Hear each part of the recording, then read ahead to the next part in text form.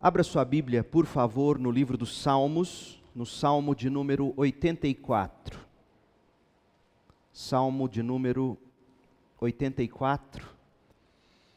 Chamo sua atenção para este salmo, para nós pensarmos sobre um dia inesquecível.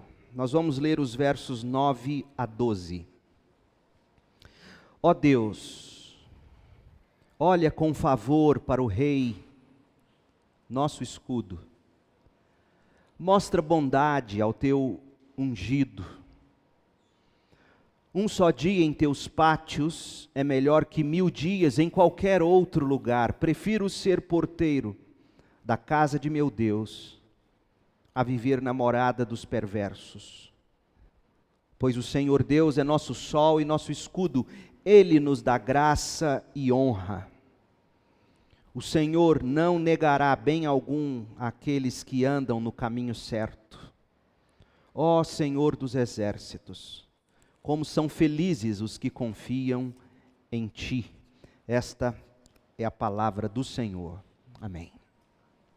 Domingo retrasado, no dia 4 de fevereiro, nós demos início a uma série de mensagens neste que é o Salmo 84. E hoje pela manhã nós vamos encerrar a série.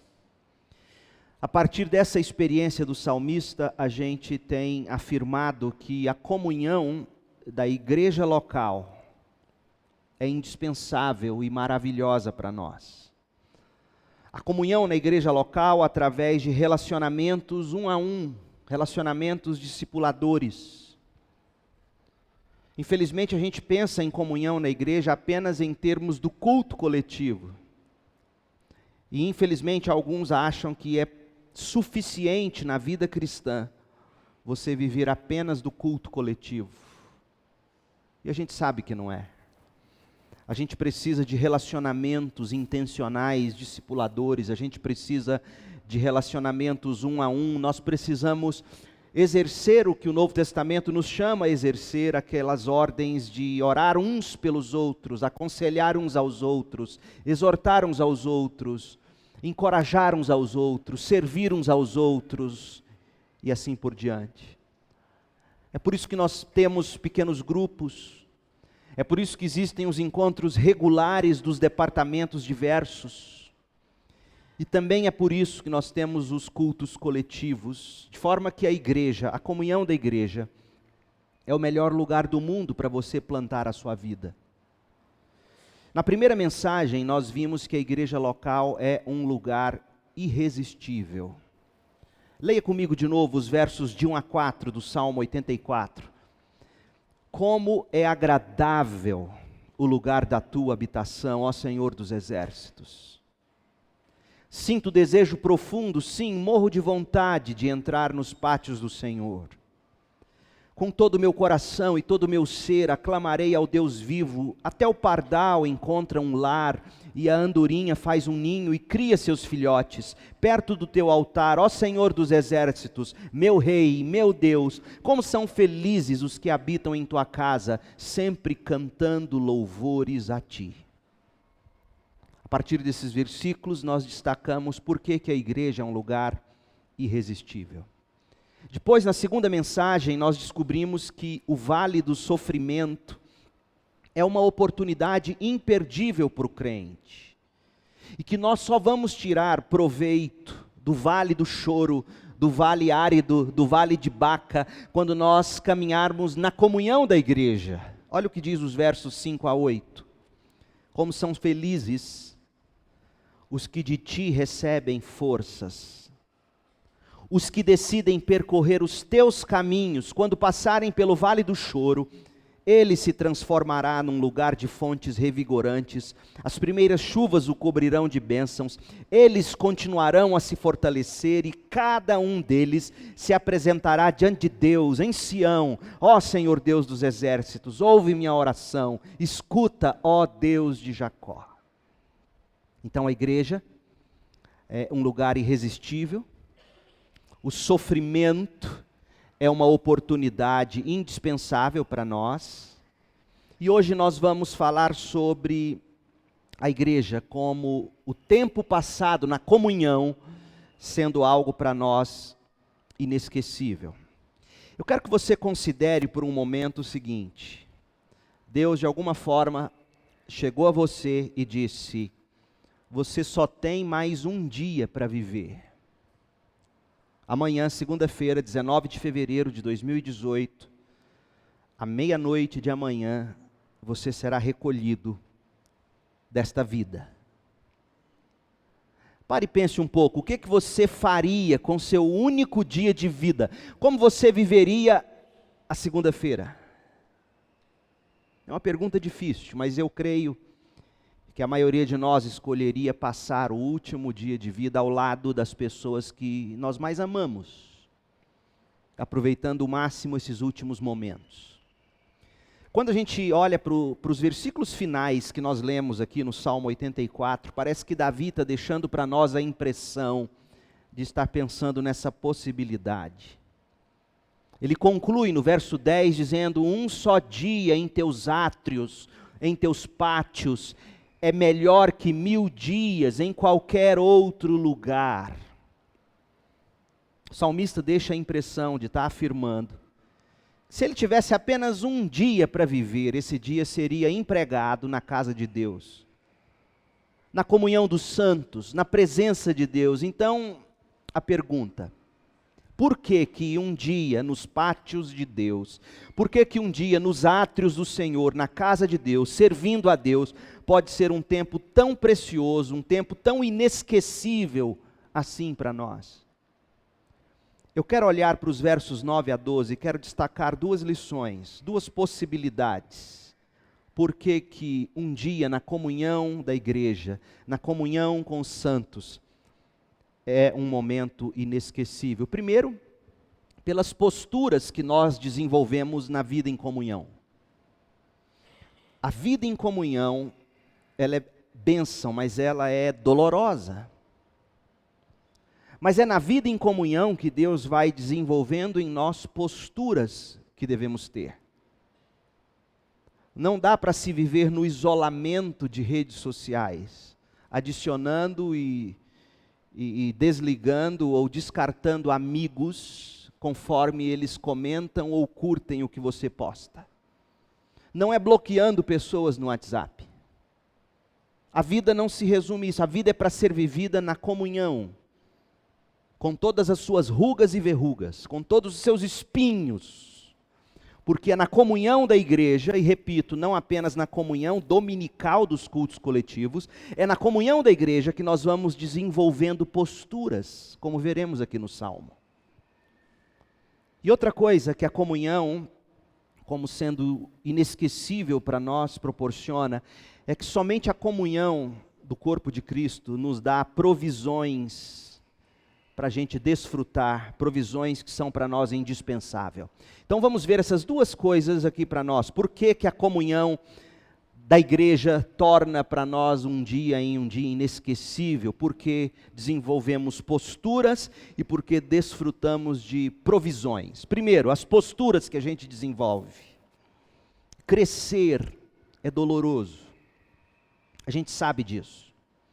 Na medida em que nós envelhecemos e crescemos, responsabilidades nós vamos assumindo. Houve um tempo na vida da gente em que a gente simplesmente podia dizer: hoje eu vou matar a aula. Chega um tempo na sua vida em que você não pode simplesmente dizer: hoje eu não vou acordar cedo, porque você tem trabalho, você tem compromisso, pessoas dependem de você, seu emprego está em risco. Se você simplesmente ignorar sua responsabilidade, por exemplo. Então todas essas responsabilidades fazem parte do processo de crescimento, e o crescimento, conquanto seja abençoador, ele é doloroso. E como é abençoador poder crescer? Quando nós crescemos, o crescimento de uma planta, o crescimento de uma criança, o crescimento de uma pessoa, é demonstração da graça de Deus, é demonstração de saúde. Não se cresce sem saúde, não se desenvolve sem saúde. Saúde é vida, vida é fruto da graça de Deus.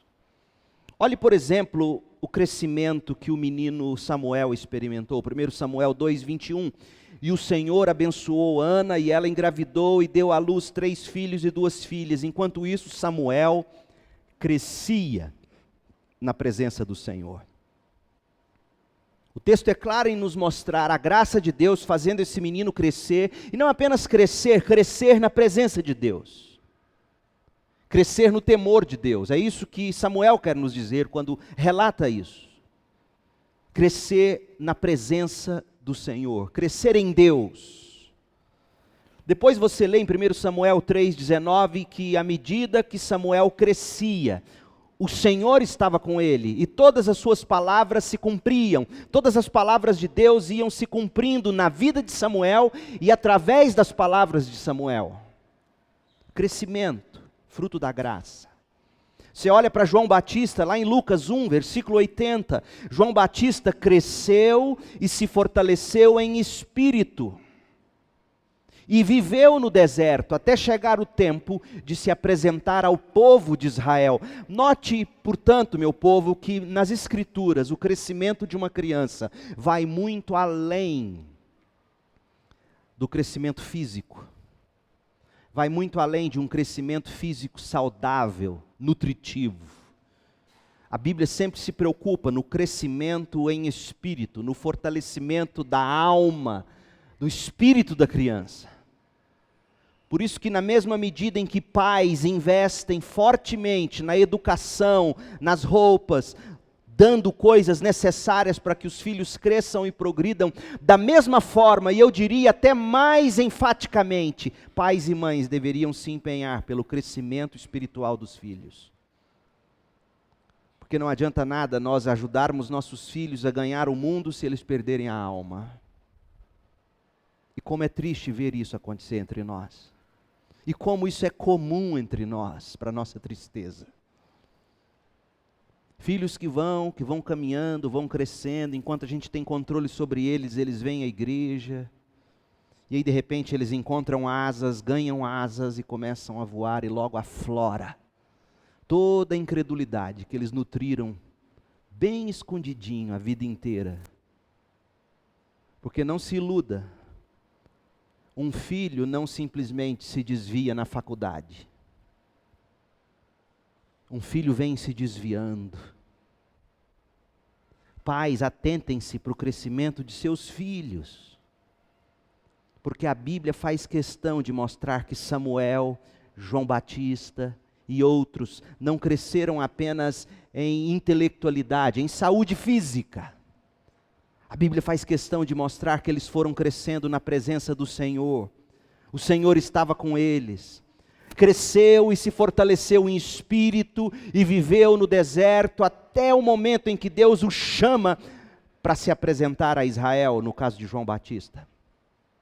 E Jesus, olha Jesus, Lucas 2,40, o menino Jesus foi crescendo, saudável e forte. Era cheio de sabedoria e o favor de Deus estava sobre ele. Crescimento na vida cristã, ele pode ser medido através de posturas que a gente desenvolve. O fato de alguém congregar numa igreja não revela que essa pessoa seja amadurecida ou crescida espiritualmente. Não revela. Não é frequência a cultos que revela crescimento, conquanto cultos sejam indispensáveis. O que você tem que notar é o que Jesus falou, você conhece a árvore pelos frutos. É pelo fruto que se conhece, é pelas posturas que ao longo da vida seus filhos vão deixando transparecer, e você vai fazendo a leitura e vai dizendo, opa, vem cá. Você não pode fazer, meu povo. Você, pai e mãe de crianças ainda, e você não pode achar que é só coisa da idade. Não faça isso. Não acha que é só coisa da idade. Não acha que é só coisa da fase. Não acha que é só isso. O pecado está lá, latente. E as posturas vão se aflorando, e na medida em que você vai vendo posturas, você vai conhecendo o coração, porque a boca fala do que está cheio lá no coração. Nós nos comportamos de acordo com o que o coração tem lá dentro. Então observe as posturas. Olhe, por exemplo, a postura de Samuel, 1 Samuel 2:26. Enquanto isso, o menino Samuel crescia e era cada vez mais estimado pelo Senhor e pelo povo. Um menino que crescia em estatura, em vigor físico, mas crescia também em doçura com Deus, em caminhada com Deus, de forma tal que o povo via e dizia: esse menino é um pastorzinho, não é possível. Mateus 11:11, sobre João Batista. Eu lhes digo a verdade, de todos que nasceram de mulher, nenhum é maior que João Batista. Jesus elogiando esse moço que cresceu, se tornou homem, ele diz: olha, de todos os profetas, nenhum se iguala a esse. Poxa, nem Isaías recebeu esse elogio, nem Jeremias, profeta nenhum do Antigo Testamento, mas Jesus diz: olha, dos que nasceram de mulher, deixa eu te dar um testemunho, João Batista é o cara, porque ele não cresceu apenas em estatura, ele não cresceu apenas em porte físico, ele não cresceu apenas intelectualmente, ele não cresceu apenas nos seus negócios, ele se tornou um homem de Deus, diferenciado. E se você ler sobre Jesus, Lucas 2, de 46 a 49, aquele episódio em que Jesus é esquecido lá no templo pelos pais, os pais vão e Jesus fica, e o texto nos diz que os doutores da lei ficaram encantados, porque aquele adolescente Jesus conseguia nutrir diálogo com os doutores da lei. Aí você diz assim: mas ele era Deus, né, pastor? Mas ele era homem. E o que está encantando aqui é o fato de que Jesus, homem, tinha sabedoria tal que os doutores se admiravam. Queira crescer assim, criança, queira crescer assim, adolescente. Queira crescer assim, homem, mulher de Deus, ainda dá tempo para se crescer espiritualmente. E é na comunhão da igreja, na comunhão do povo de Deus, no exercício da exortação mútua, das orações uns pelos outros, do cuidado mútuo, é nisso que nós vamos crescendo. E existem 3 posturas muito bem definidas aqui na vida do salmista, que mostram para nós que ele crescia na comunhão da igreja. A postura dele diante de Deus, a postura dele diante dos homens, e a postura dele diante da obra de Deus. Se você quer medir alguém, se está crescendo ou não, não meça essa pessoa só pelo currículo universitário. Até meus colegas pastores cometem esse pecado. Fulano é médico na minha igreja, e daí? Fulano é advogado na minha igreja, fulano é o tal. E daí, se ele não cresce com Deus, se ele não cresce com a obra de Deus? As posturas têm que ser conjuntas. E você olha para o salmista e você vê que o salmista crescia. Olha a postura dele diante de Deus. Ele era piedoso. Leia de novo os versos comigo. Salmo 84, a partir do verso 9. Olha essa postura de piedade. Ó Deus, olha com favor para o rei, nosso escudo, mostra bondade ao teu ungido. Eu preciso do Senhor, ele está clamando, ele reconhece suas necessidades. Um dia só em teus pátios é melhor que 1000 dias em qualquer outro lugar. Eu prefiro estar com o Senhor do que qualquer outra coisa. Prefiro ser porteiro, introdutor na casa de Deus, a viver na morada dos perversos. Prefiro a igreja, e aqui eu me dirijo aos jovens. Prefiro a igreja a uma noite na Diablos. É uma boate em Goiânia. Eu prefiro a casa de Deus, as festas com os amigos. Eu prefiro a comunhão do Senhor. Não que nossos jovens estejam indo no Diablos. Tomara que não.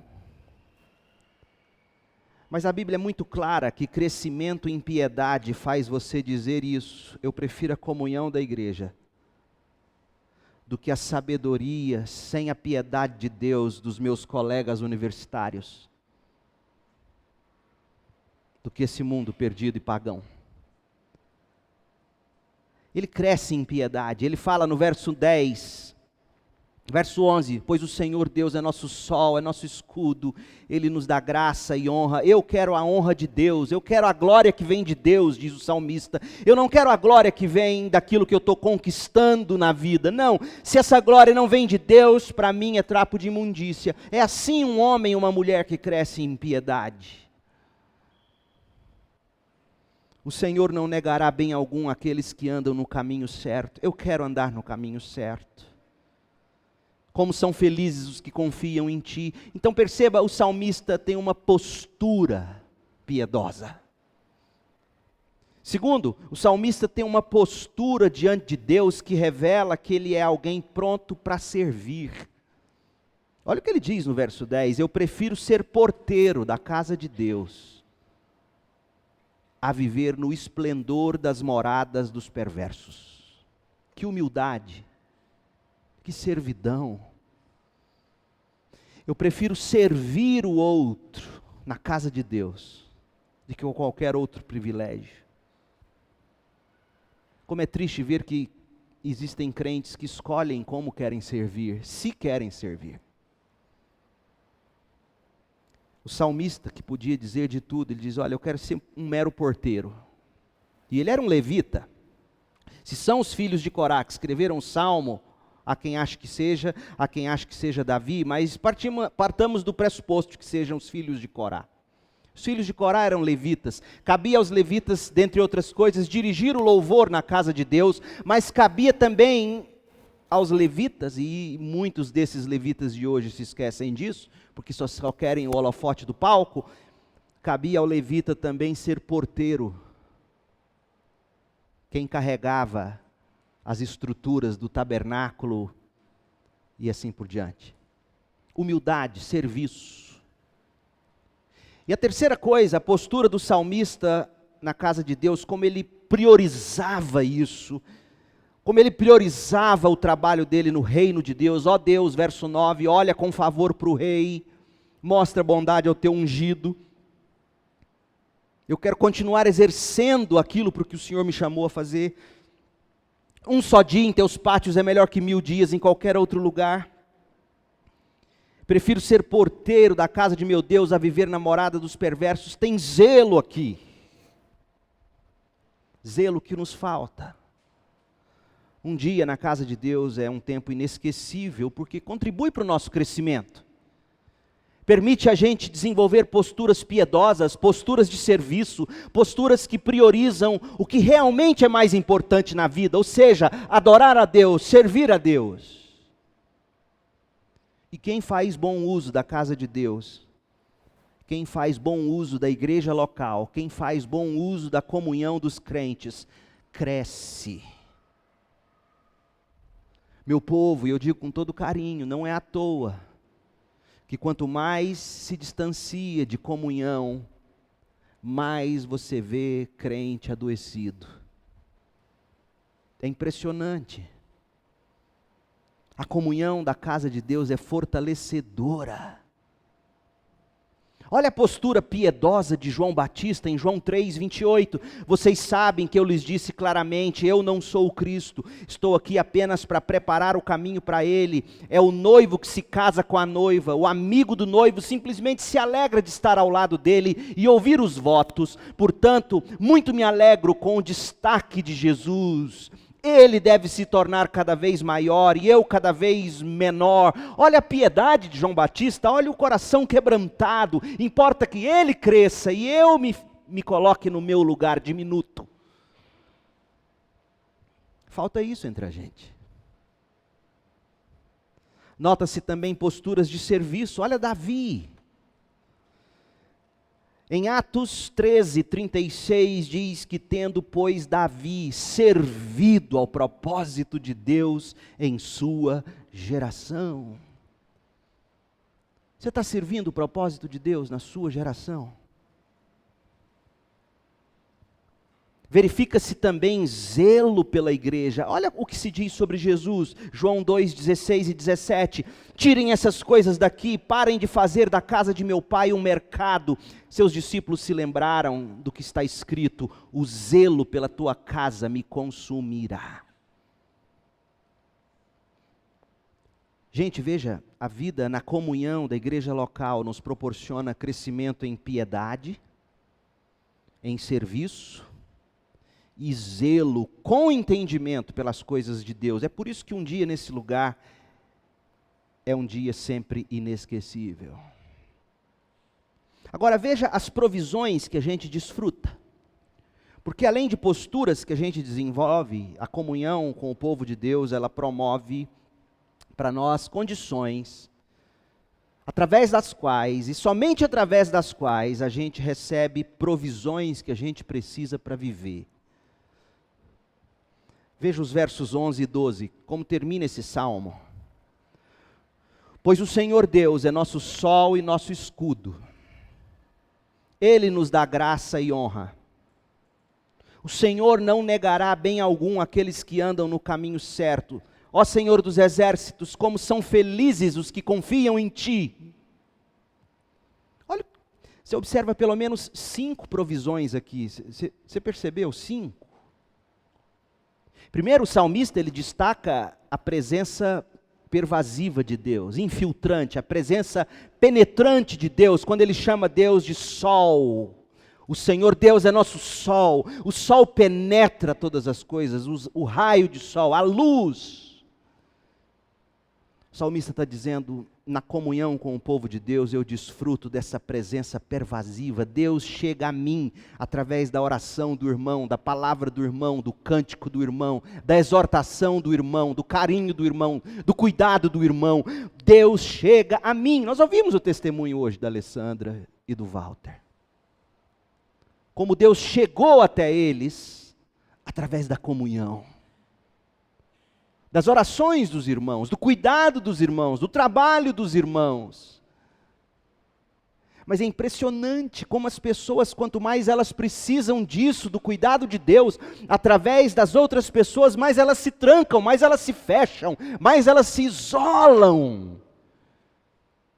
Mal elas sabem que estão fechando as portas para o próprio Deus. Porque sim, quando Deus quer nos servir, às vezes Ele manda anjos. Mas na maioria das vezes, Ele manda o seu próprio povo. E para que o seu próprio povo penetre a sua vida como o sol, você tem que abrir a porta do coração. Você tem que deixar as pessoas entrarem. Você tem que deixar o outro lavar seus pés. É impressionante como a gente tem dificuldade, como Pedro teve, de deixar Jesus lavar os pés dele. E Jesus diz, olha, quem tem dificuldade de eu lavar os pés dele, não tem parte comigo. Que palavra forte. E Jesus lava nossos pés através dos outros. Eu tenho que servir, mas há momentos em que Deus me serve através do outro, e eu sou servido para sair mais forte ainda para poder servir. Então é na comunhão que eu desfruto dessa presença pervasiva, Deus como raio de sol chegando em mim. Mas o texto fala também de uma proteção poderosa, o Senhor Deus é escudo. E aí eu me lembrei do Salmo 91. Olha o que diz o Salmo 91, aquele que habita no abrigo do Altíssimo. Quem está debaixo das asas de Deus, quem está na comunhão do povo de Deus, encontrará descanso à sombra do Todo-Poderoso. Isto eu declaro a respeito do Senhor, Ele é o meu refúgio, meu lugar seguro, Ele é meu Deus e nele eu confio, pois Ele o livrará das armadilhas da vida e o protegerá de doenças mortais. Ele o cobrirá com as suas penas e o abrigará sob suas asas, e sua fidelidade é armadura e proteção. Não tenha medo dos terrores da noite, nem da flecha que voa durante o dia, não tema a praga que se aproxima na escuridão, nem a calamidade que devasta ao meio-dia. Ainda 1000 cairão ao seu lado e 10.000 morrerão ao seu redor, você não será atingido. Basta abrir os olhos e verá como são castigados os perversos. Se você se refugiar no Senhor, se fizer do Altíssimo seu abrigo, nenhum mal atingirá, nenhuma praga se aproximará de sua casa, pois Ele ordena aos anjos que o protejam aonde quer que você vá. E aí continua o Salmo. A proteção poderosa de Deus, gente. Como a gente precisa disso, e isso é desfrutado quando estamos na comunhão do corpo de Cristo. Sem a comunhão do corpo, nós somos como um cordeirinho que se desgarra do rebanho e nos tornamos presas de lobos. Terceiro, veja o Salmo 84, verso 11, fala de uma promessa de Deus. O Senhor nos dá graça e glória, o Senhor nos dá graça e honra, ou seja, o Senhor nos dá graça, o Senhor nos dá vida, o Senhor nos dá recursos de que precisamos para viver. Mas o Senhor também dá glória, o Senhor também dá honra, o Senhor também nos recompensa. A recompensa vem do Senhor.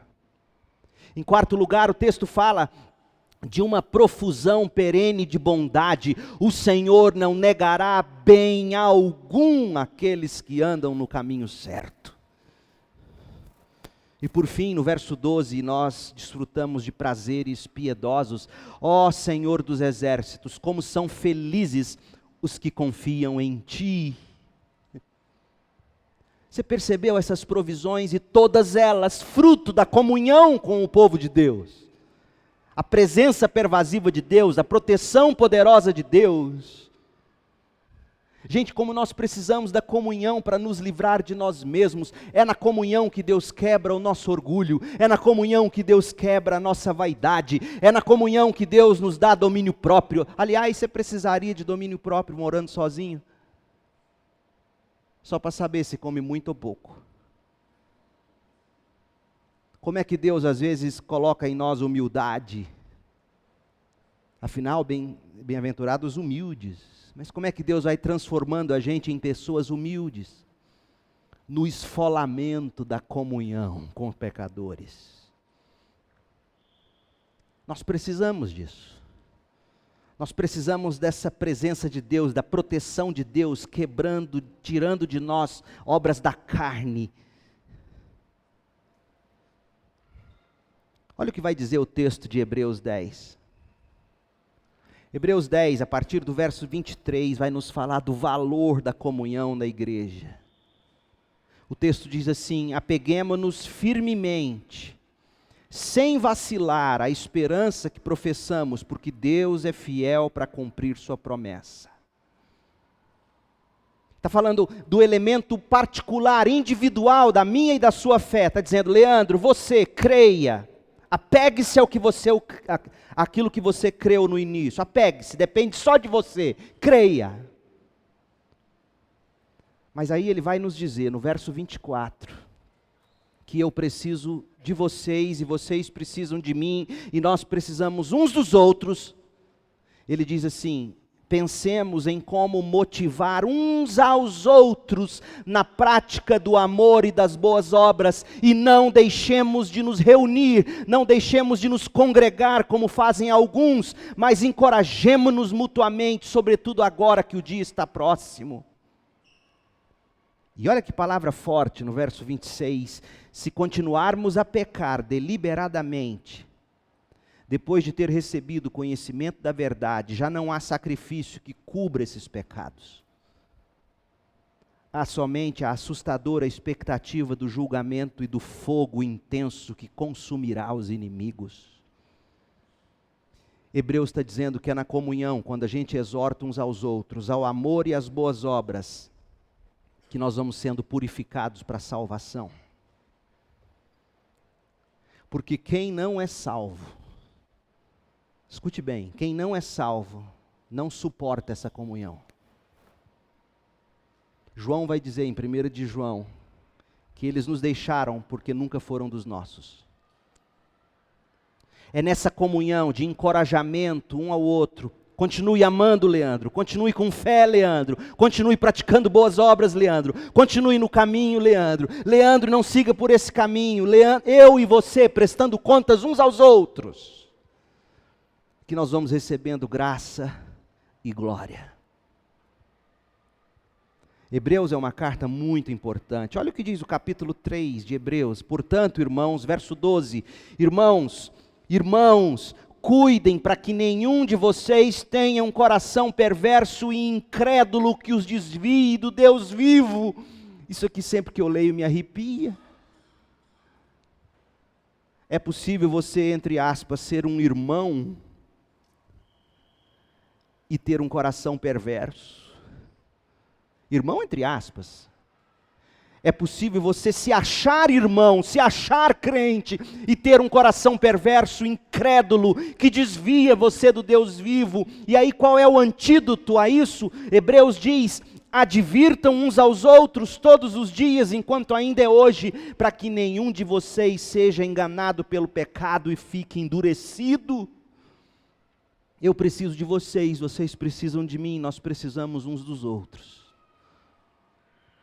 Olha o verso 14 de Hebreus 3, porque nos tornamos participantes de Cristo, se, de fato, mantivermos firme até o fim a confiança que nele depositamos no início.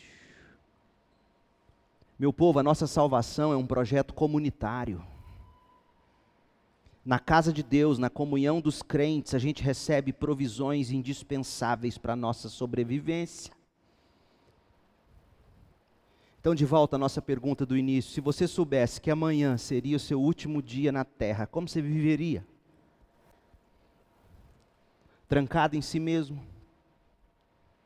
Que Deus te ajude a querer gastar a sua vida como uma vela que queima. Lembre-se, nossa vida é uma vela que queima. Ou você vai queimar essa vela para a glória de Deus, ou você vai queimar essa vela para a sua própria glória. E que nós tenhamos esse desejo santo do salmista de querer essa comunhão que fortalece, essa comunhão que produz em nós posturas piedosas de serviço, de zelo pelo reino.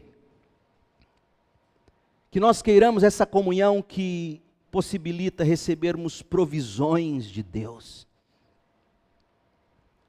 Deixa eu terminar lendo Paulo. Efésios 5,15, até o 21, Paulo diz assim: tenham cuidado com a maneira como vocês vivem, que não seja como insensatos, mas como sábios, aproveitando ao máximo cada oportunidade, porque os dias são maus. Portanto, não sejam insensatos, mas procurem compreender qual é a vontade do Senhor. Não se embriaguem com vinho que leva à libertinagem, mas deixem-se encher pelo Espírito, falando entre si com salmos, hinos, cânticos espirituais, e cantando e louvando de coração ao Senhor, dando graças constantemente a Deus Pai por todas as coisas, em nome de nosso Senhor Jesus Cristo. Sujeitem-se uns aos outros por temor a Cristo. Sujeitem-se à igreja, está dizendo Paulo. Não dá para você ser um crente, segundo o Novo Testamento, sem que você consiga ou deseje se submeter. Por isso que Paulo está dizendo: tenha cuidado com a maneira como vocês vivem.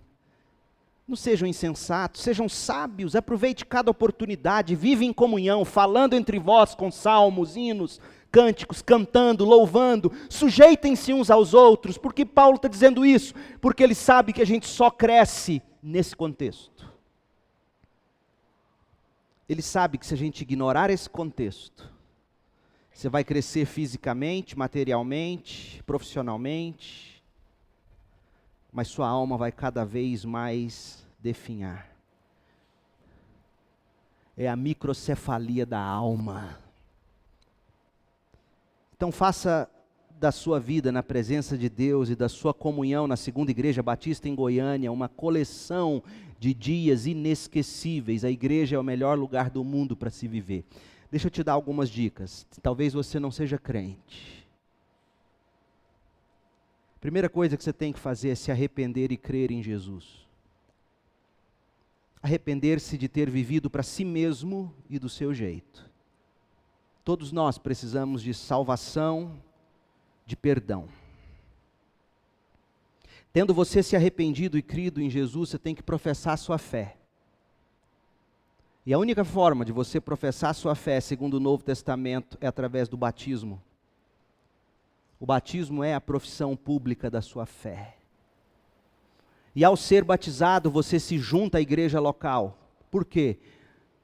Porque além de salvação, além de perdão, todos nós precisamos de comunhão.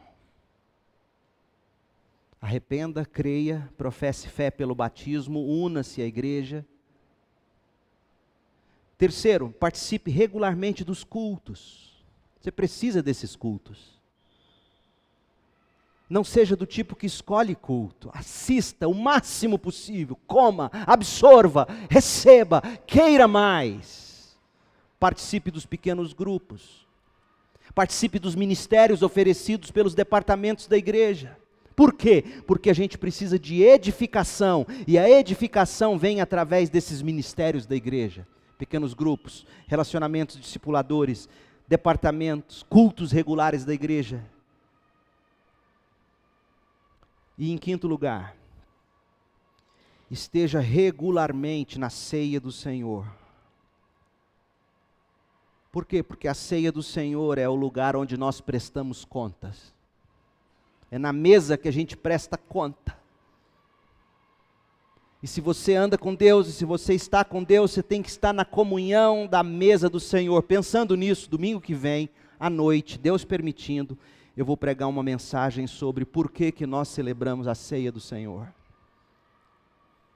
A gente precisa entender o valor da ceia. É na comunhão que nós prestamos contas. Meu povo, a igreja é o melhor lugar do mundo para se viver. Minha oração é que você reconheça isso, deseje isso e viva isso. Vamos orar? Feche seus olhos. Pai, em nome de Jesus, dá-nos a graça de reconhecer o valor desta comunhão. Dá-nos a humildade de perceber que precisamos uns dos outros nesse processo de santificação. Dá-nos a graça de desejar viver na comunhão da igreja. E que através dessa comunhão fortalecedora, santificadora, nós possamos crescer. Crescer em piedade. Crescer em serviço. Ó Deus, crescer em zelo pelo seu reino. E que possamos também receber das provisões que apenas a comunhão da tua casa, do teu povo, pode nos dar. Livra-nos de ser do tipo que abandona a congregação. Faça-nos ser do tipo que valoriza essa comunhão. Ó Deus, só o Senhor pode produzir isso em nós. Eu sei que o que eu disse, se não for usado pelo Teu Espírito, só vai servir como ofensa. Eu sei, Pai. Eu sei que se o Senhor não fizer destas minhas palavras, tuas palavras de poder, no coração de cada um de nós, tudo que eu disse foi ofensa. E livra-nos de viver assim. Estamos tratando aqui, meu Deus querido, de vida e morte, espiritualmente falando. Que o Teu Espírito pegue esses 5 pães e 2 peixinhos e alimente a nossa alma nesta manhã. Em nome de Jesus. Amém.